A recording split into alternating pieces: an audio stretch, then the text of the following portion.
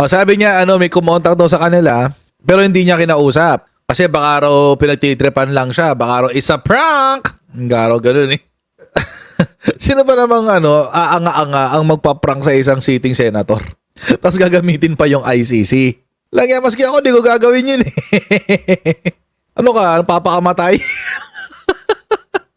Ano ka? Naghahanap ng problema sa buhay, di ba? Inignore namin kasi alam naman namin wala silang jurisdiction sa Pilipinas. O di naniniwala ka rin na ICC yun. Hindi pa nga siya sigurado na si ICC yun tapos hindi na niya kinakausap. Guilty tayo dyan. Kausapin mo. Diyos ko naman, Senator Bato. Okay lang yun. Hindi ka pa naman arestuhin eh. Ba't mo tinataguan?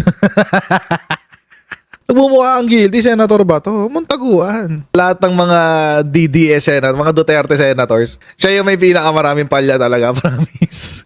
Ang kasi niya eh. Ewan ko lang pero parang hirap niya seryosohin.